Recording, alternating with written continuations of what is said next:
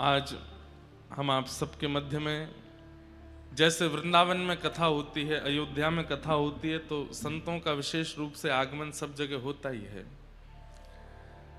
कथा तो जहां भी हो सब जगह विशेष है, लेकिन तीर्थों में विशेषता इसलिए अधिक है वहां तीर्थ निवास करने वाले महापुरुष संतों का कथा में आगमन होता है और वे प्रत्यक्ष रूप में तो हमें लगता है कि संत पधारे हैं, महापुरुष पधारे हैं, पर वास्तव में तीर्थ के जो देवता हैं वे ही महापुरुषों के रूप में आते हैं। अब श्री जगन्नाथपुरी में महाप्रभु जगन्नाथ जी का दर्शन करने के लिए आप मानव लोग ही रहते हैं, ऐसा नहीं है। यहां देवता भी अलग अलग रूप धारण करके महाप्रभु जगन्नाथ जी का दर्शन करने के लिए आते हैं। और जब उन देवताओं को पता चलता है कि महाप्रभु जगन्नाथ का दर्शन, महाप्रसाद का सुंदर भाव तो मिल ही रहा है, साथ ही वक्तागण यहां आके कथा भी सुना रहे हैं, तो वे सब देवता कथा में भी आते हैं। तो कैसे आवें? अब चतुर्भुज रूप में आएंगे, षडभुज रूप में आएंगे, पूरे श्रृंगार में आएंगे, तो कोई उन्हें बैठने नहीं देगा। तो इसलिए कथा में आए हुए विशेष महानुभाव संत जनों के रूप में तीर्थ देव ही कथा में पधारते हैं। ये सौभाग्य बड़े बड़े शहरों में नहीं मिलता। बड़े बड़े शहरों में कथा होगी तो श्रोता ही आएंगे बस, पर संतों का आगमन नहीं होता। लेकिन तीर्थों में जब कथा होती है तो संत महापुरुष पधारते हैं और उनके दर्शन साक्षात वहां तीर्थ के देव के दर्शन के समान है। और एक और बात, तीर्थ के देवता ही आते हैं, स्वयं तीर्थ भी तो एक देव है। मान लीजिए कोई देवता नहीं आए हैं तो वहां के संत के रूप में वह तीर्थ ही सचल रूप धारण करके आया है। अब जगन्नाथपुरी स्वयं तीर्थ है, स्वयं स्थान है, स्वयं भगवान का स्वरूप है। उन्हीं महाप्रभु जगन्नाथ जी का यह जगन्नाथ तीर्थ संत महापुरुषों के रूप में पधारा है और विशेष रूप से चतुर्व्यूह रूप होता है। बहुत ध्यान से सुनिएगा सब लोग। ठाकुर जी विशेष रूप से व्यूह रूप धारण करते हैं। आज हम अवतारों पर चर्चा करेंगे। भगवान के 4 प्रकार के अवतार, 5 प्रकार के अवतार होते हैं, उनमें से जगन्नाथ जी कौन से अवतार हैं सब पे हम चर्चा करेंगे। उसमें से एक ठाकुर जी का व्यूह अवतार होता है, मतलब एक ही ठाकुर जी अनेक रूप धारण कर लेते हैं। जैसे वृंदावन में वही श्री कृष्ण किशोरी जी के रूप में है, वही श्री कृष्ण अपने सखाओं के रूप में है, वही श्री कृष्ण यमुना जी के रूप में है, वही श्री कृष्ण वृंदावन के रूप में है। मतलब वृंदावन का दर्शन, यमुना जी का दर्शन, किशोरी जी का दर्शन और श्री राधारमण जी का दर्शन, इन चारों में कोई भेद नहीं है। आप राधारमण जी दर्शन नहीं कर पाए लेकिन वृंदावन तीर्थ को प्रणाम कर लिया है तो राधारमण जी को प्रणाम सहज है। वृंदावन में आकर के भीड़ के कारण मंदिर में नहीं जा पाए लेकिन यमुना जी को प्रणाम कर लिया तो यमुना जी को प्रणाम किया और राधारमण जी को प्रणाम, एक ही बात है। आप बरसाने जाके किशोरी जी को प्रणाम किए और तभी जरूरी काम से वापस आना पड़ा तो किशोरी जी को प्रणाम श्री ठाकुर जी को प्रणाम समान है।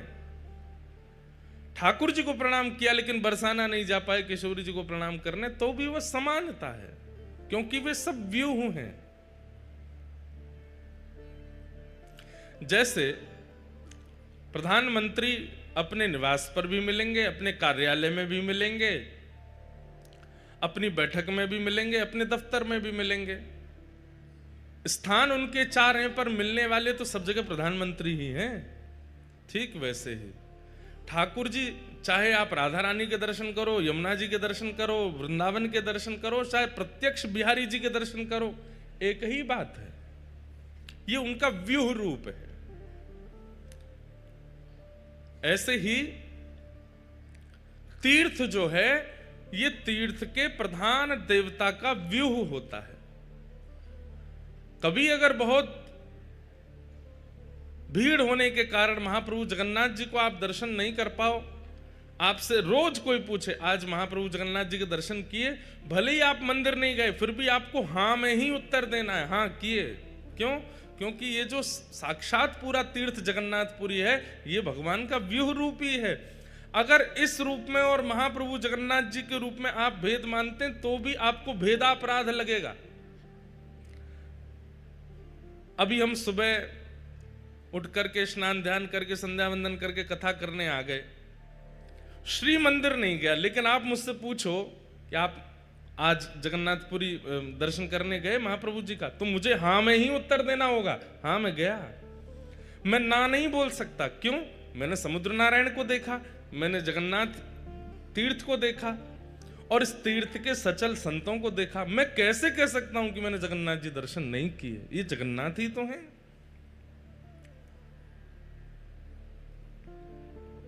सीधी बात, दूध से दिया नहीं जलेगा, पर दूध में घी नहीं है ऐसा नहीं है। दूध में घी है पर प्रकट करना पड़ता है। ऐसे ही ये तीर्थ हो या तीर्थ की नदियां हो, सरोवर हो, तालाब हो, पोखर हो या समुद्र हो, या तीर्थ निवास करने वाले संत हो, ये भगवान के व्यूह रूप हैं। इनका दर्शन और जगन्नाथ जी का दर्शन, उसमें कोई भेद नहीं। और एक बात बताएं हम, आप जिस दिन इस प्रकार से तीर्थ में रहने लग गए, उस दिन आपको केवल महाप्रभु जी का दर्शन करने श्री मंदिर नहीं जाना पड़ेगा। आप जहां हो महाप्रभु जी वहीं प्रकट हो जाएंगे, क्योंकि आप पूरे तीर्थ को ही भगवान का व्यूह मानते हो।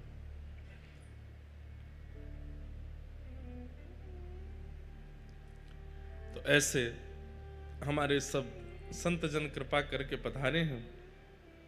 श्री राधा वल्लभ मठ के पूज्य महंत श्री रामकृष्ण दास जी महाराज कृपा करके आज कथा में पधारे हैं। महाराज जी को बारंबार प्रणाम।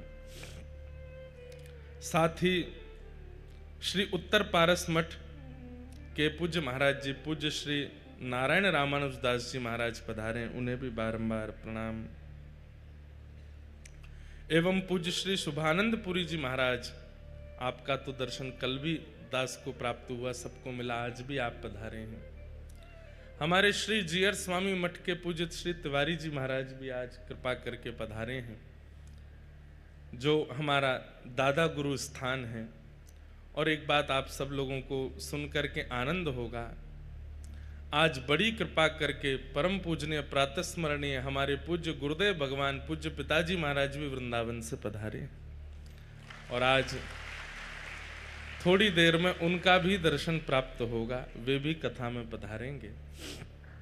जिनकी कृपा से ये भक्ति पथ चल रहा है, जिनकी कृपा से हम आप सब लोग आज कथा का आनंद सुख और श्री गिरधर लाल जी की सेवा का रस ले रहे हैं, उस कथा का मूल स्रोत तो श्री जगन्नाथपुरी है। यहीं के श्री जीयर स्वामी मठ से हमारे पूज्य गुरुदेव भगवान पूज्य पिताजी महाराज आपकी दीक्षा हुई। परम पूजनीय प्रातस्मरणीय श्री गरुणध्वजाचार्य जी महाराज वर्तमान में श्री जय स्वामी मठ के पूज्य महाराज जी परम पूजनीय प्रातस्मरणीय बारंबार वंदन करते हैं, जिनको हम अत्यंत पिता तुल्य स्नेह दास को प्रदान करते हैं, पिता के रूप में बैठ के एक वात्सल्य प्रदान करते हैं। ऐसे परम पूजनीय प्रातस्मरणीय श्री इंदिरा रमणाचार्य जी महाराज जी को बारंबार स्मरण करते हैं, प्रणाम करते हैं। पूज्य पिताजी महाराज के एक प्रकार से गुरु भाई, तो ये सब कृपा है, यहीं से हमारी ये पूरी परंपरा आनंदित हो रही है। भैया गंगा भले ही बनारस को पवित्र कर रही है, गंगा भले ही प्रयागराज को पवित्र कर रही है, गंगा भले ही ऋषिकेश हरिद्वार को पवित्र कर रही है, पर मूल उद्गम तो गंगोत्री है ना। इसलिए गंगोत्री की महत्वता, गंगोत्री का प्रणाम अद्भुत है। ऐसे ही हमारी व्यासपीठ पूज्य पिताजी महाराज की व्यासपीठ आप सब लोगों को आनंदित कर रही है, भक्ति का प्रचार प्रसार एवं संचार कर रही है, पर उसका मूल प्रादुर्भाव तो जगन्नाथपुरी से है, श्री जयर स्वामी मठ से है। वहाँ के हमारे पूज्य श्री तिवारी जी महाराज पधारे हैं, उन्हें बारंबार हम प्रणाम करते हैं। और हमारी शीतल दीक्षा तो पूज्य पिताजी महाराज ने की, जब प्रथम बार व्यासपीठ पर विराजमान होने वाले थे 20 जुलाई 2015, तो शंख चक्र व्यासपीठ पर बैठने से 2 घंटा पहले धारण हुए। तो पूज्य पिताजी महाराज अचानक ही उनका क्रम बना। हमारे रामानुज परंपरा में तिथि, बार, नक्षत्र और मुहूर्त देखने की आवश्यकता नहीं है भगवत शरणागति के लिए।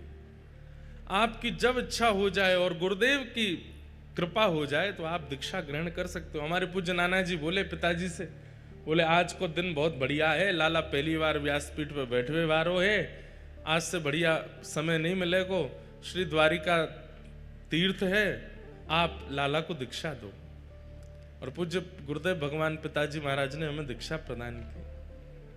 शीतल दीक्षा पूज्य गुरुदेव भगवान ने दी। और इस बार आप सब लोगों के मध्य गुरु दीक्षा का क्रम करने से पूर्व तप्त दीक्षा, तप्त शंख चक्र हमें हमारी मूल गादी श्री तोताद्री मठ दक्षिण भारत के परम पूजनीय पूज्य महाराज श्री ने तप्त दीक्षा प्रदान की। अद्भुत है यह परंपरा। महाप्रभु जगन्नाथ जी ने भी श्री रामानुजाचार्य जी से सेवा ग्रहण की, सेवा स्वीकार की। ऐसे हमारे सब आचार्य चरण आज पधारे हैं, सबके चरणों में बारंबार प्रणाम करते हैं। मंच पर विराजमान सब विप्रदेव, सब गंधर्वजन और आप सभी श्रोता भाई बंधु मातृशक्ति, सबको जय श्री कृष्ण। हाँ, इतने धीरे बोलो कि बगल वाले को भी आवाज नहीं आवे। जय श्री कृष्ण।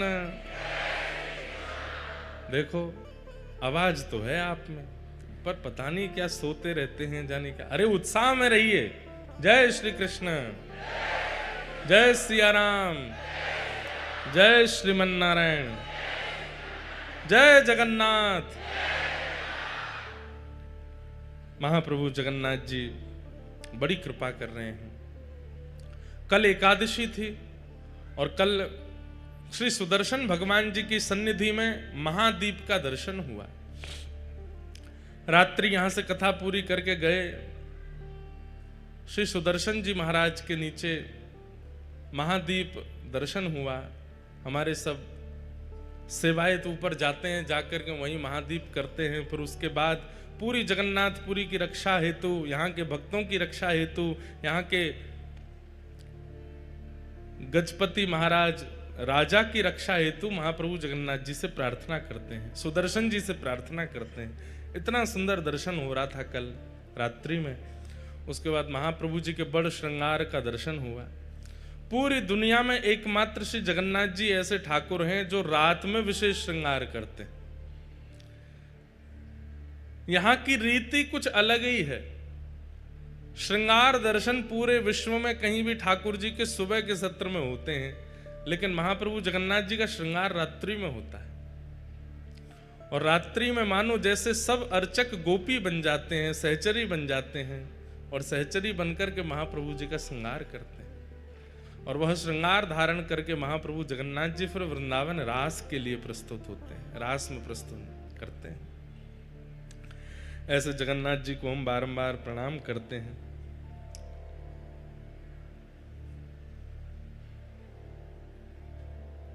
आज कथा का द्वितीय दिवस है।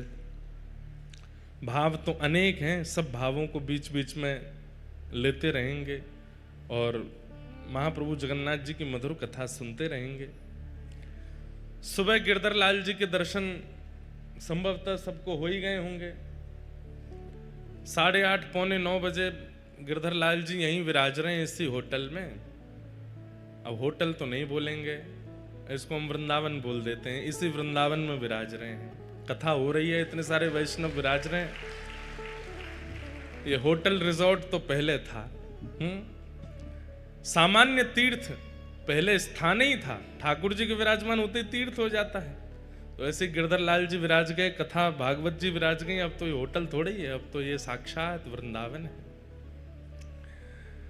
जब जगन्नाथ भगवान का दर्शन करने के लिए जाओ तो यही भावना रखना, कहाँ जा रहे हैं? बोले द्वारिकापुरी जा रहे हैं। यहाँ व्यवहार में भी ऐसे ही करो, द्वारिकापुरी जा रहे हैं। और जब लौट करके वापस अपने अपने कक्ष में आओ तो कहाँ? बोला वृंदावन जा रहे हैं, वृंदावन में रहेंगे। प्यारे गिरधर लाल जी के दर्शन आप सबको हो ही जाते हैं। सुबह 8:30 से 8:45 के बीच में श्रृंगार आरती। संध्या में आज अभी तक हमको कोई सूचना तो मिली नहीं कहाँ जाना चाहिए, लेकिन कथा के विश्राम से पहले हमें सूचना जरूर मिल जाएगी। हमारे अभिमन्यु रामानुजदास जी अभी कोई सूचना प्रदान कर देंगे, समय आपको बता दिया जाएगा। उस समय तक उस स्थान पर आप लोग उपस्थित हो जाना, वहाँ प्रेम से दर्शन करेंगे, आनंद करेंगे, कीर्तन करेंगे। प्यारे गिरधर लाल जी के भी उत्सव यहाँ होंगे। एक दिन तो नंदोत्सव होगा, 56 भोग उत्सव होगा, और भी शायद रथ यात्रा उत्सव भी ठाकुर जी का यहाँ पर करने का भाव बनेगा, तो ठाकुर जी रथ में भी विराजेंगे। 12 महीने हैं, लेकिन 12 महीनों में महाप्रभु जगन्नाथ जी के 13 उत्सव हैं। हर महीने एक उत्सव ठाकुर जी का होता ही है। और सबसे पहले उत्सवों का प्रारंभ होता है चंदन यात्रा से। यहां पर उत्सवों को यात्रा कहते हैं। हमारे यहां अक्षय तृतीया के दिन वृंदावन में सारे ठाकुरों को चंदन अर्पित किया जाता है। हमारे यहां उसको अक्षय तृतीया महोत्सव कहते हैं, चंदन उत्सव कहते हैं, पर यहां पर उत्सवों को यात्रा कहते हैं। यहां पर महाप्रभु जगन्नाथ जी चंदन यात्रा से अपने उत्सवों का प्रारंभ करते हैं, क्योंकि हम लोगों का जो नव वर्ष है वो तो नवरात्रि में, चैत्र की नवरात्रि में आता है। उसके बाद महीना प्रारंभ होते हैं हमारे। तो श्री महाप्रभु जगन्नाथ जी का सबसे पहला उत्सव चंदन यात्रा उत्सव होता है, और फिर उसके अनेक अनेक उत्सवों के क्रम है, जिनमें से 2 यात्रा ऐसी हैं जिसमें महाप्रभु जगन्नाथ जी स्वयं पधारते हैं। एक तो स्नान यात्रा और एक रथ यात्रा। इन 2 यात्राओं में महाप्रभु जगन्नाथ जी स्वयं पधारते हैं। बाकी की यात्राओं में महाप्रभु जगन्नाथ जी का चल स्वरूप विराजमान है श्री मदन मोहन जी और श्री रामकृष्ण जी। ये ठाकुर जी के सचल विग्रह विराजमान है भीतर ही। बाकी की यात्राओं में वो ठाकुर जी का चल स्वरूप ही पधारता है, क्योंकि ये भी बात कह सकते हैं कि सारे उत्सवों में महाप्रभु जगन्नाथ जी आए तो कितनी मेहनत हो जाएगी। 2 यात्राओं में ठाकुर जी बाहर आते हैं, उसी में ही महाराज पूरी जगन्नाथपुरी की अर्थव्यवस्था ऊपर नीचे हो जाती है, यहाँ के लोगों की नींदें उड़ जाती हैं, और क्या पूरा प्रशासन शासन भारत के दिल्ली राजधानी तक हिल जाती है जब महाप्रभु जगन्नाथ जी बाहर आते हैं। अगर वो हर उत्सव में यात्रा में बाहर आने लग गए तो फिर तो हो गया काम। इसलिए वो 2 यात्राओं में आते हैं, स्नान यात्रा और रथ यात्रा। बाकी की यात्राओं में महाप्रभु जगन्नाथ जी के चल स्वरूप श्री मदन मोहन जी बाहर आते हैं, और फिर वो यात्रा, उसमें झूला यात्रा होती है, नौका विहार यात्रा होती है, चंदन यात्रा होती है, अनेक अनेक यात्राएं होती हैं। उत्सव प्रिय हैं श्री जगन्नाथ जी। ऐसी यात्राएं यहां पर होती हैं। और आपको बताएं, श्रीनाथ जी का और जगन्नाथ जी का अंतरंग संबंध है। वैसे तो ये एक ही हैं। श्री राधा रमण जो हैं वही जगन्नाथ हैं, जो बिहारी जी हैं वही जगन्नाथ हैं, जो श्रीनाथ जी हैं वही जगन्नाथ हैं, जो द्वारिकाधीश हैं वही जगन्नाथ हैं। अलग अलग ठाकुर जी के आनंद रूप हैं, आनंद सार है। श्री गौड़िया वैष्णव परंपरा में श्री चैतन्य महाप्रभु के पूज्य गुरुदेव आचार्य चरण हुए श्री ईश्वरपुरी जी महाराज, और श्री ईश्वरपुरी जी महाराज के पूज्य गुरुदेव हुए श्री माधवेंद्रपुरी जी महाराज। वे माधवेंद्रपुरी जी महाराज हमारे व्रजमंडल में विराजते थे, और उन्हीं माधवेंद्रपुरी महाराज को श्रीनाथ जी ने दर्शन दिए थे गोवर्धन में।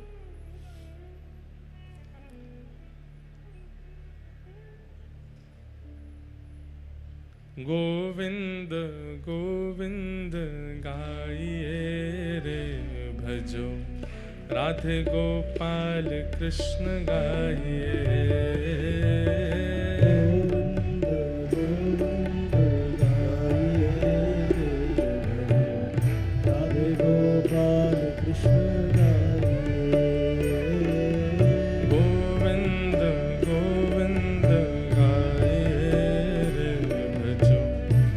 राधे गोपाल कृष्ण गाए।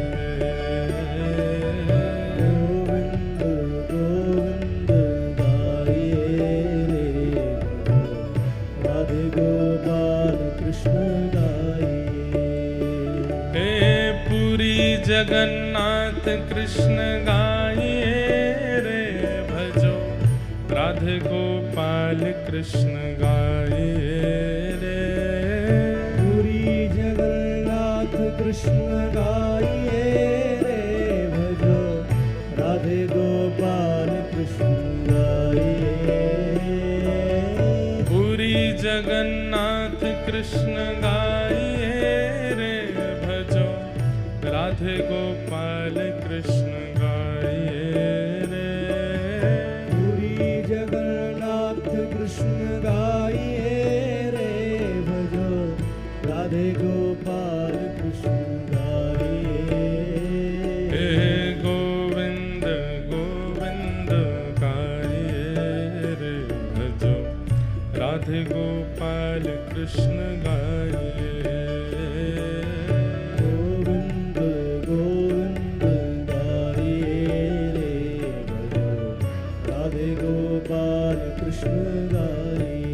गाइए गोविंद गोविंद गाइए रे भजो, राधे गोपाल कृष्ण गाइए। गोविंद गोविंद गाइए रे भजो, राधे गोपाल कृष्ण गाइए। हे गोविंद गोविंद गाइए रे भजो, राधे गोपाल कृष्ण गाइए। हे गोविंद गोविंद गाइए रे भजो, राधे गोपाल कृष्ण गाइए रे। गोविंद गोविंद गाइए रे भजो, राधे गोपाल कृष्ण गाइए।